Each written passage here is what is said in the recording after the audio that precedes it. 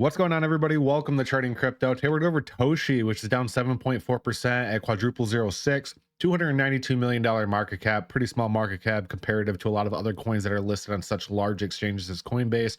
420 billion coins in circulation out of 420 billion, which is awesome. It means they can't dilute the market by putting more coins in circulation. I love seeing coins that have all the supply in play. All-time high in this was 4 months ago. We're down 69.3% from that all-time high. All-time low was over a year ago. If you bought this over a year ago, you wouldn't be sitting here on YouTube. You would be sitting in your mansion somewhere, because that is a big number down there. So currently available on the following markets, guys. Looks like Gate.io has the leading volume, followed by Coinbase, Bybit, OrangeX, Arbit, KuCoin, so on and so forth. There's 6 different pages of exchanges down here. So if you want it, you can find it somewhere, most likely. So with that, let's get into the price prediction and technical analysis on Toshi.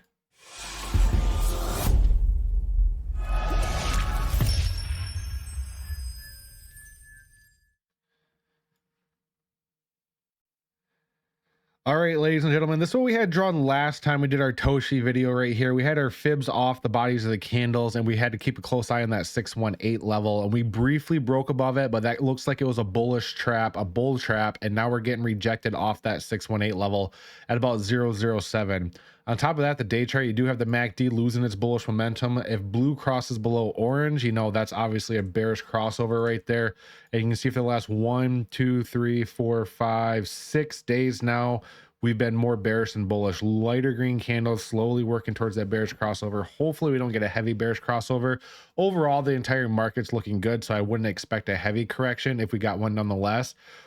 Something to kind of back this up, I mean, the RSI is looking great. That's the thing. The RSI is looking very, very solid right now. We got a higher low put in place here, currently working our way up. So the possibility of us continuing higher off this point is doable. We just have to keep a close eye on this RSI. We don't want this to have a heavy correction, but from this point on, I don't see any reason why we would on the RSI.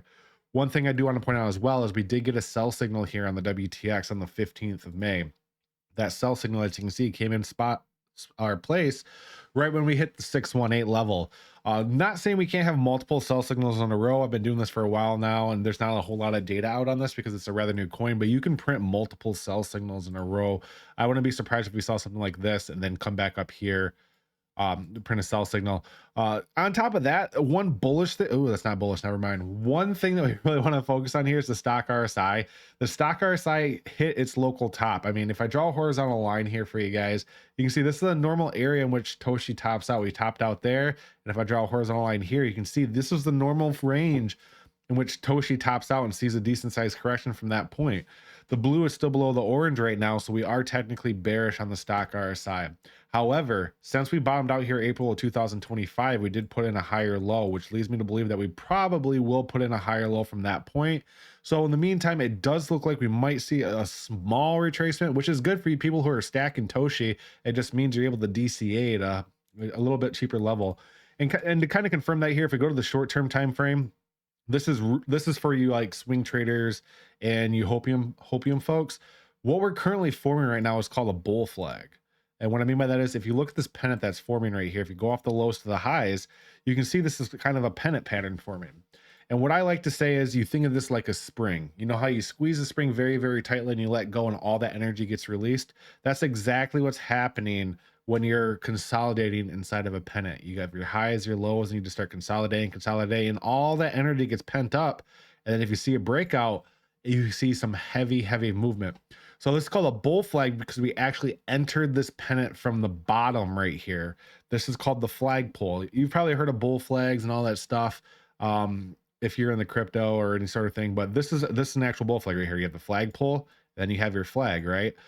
So this is a bull flag. A bear flag, we're doing kind of a teaching lesson here, but a bear flag would be if you came from the top and consolidated and then it went like that. They're called continuation patterns.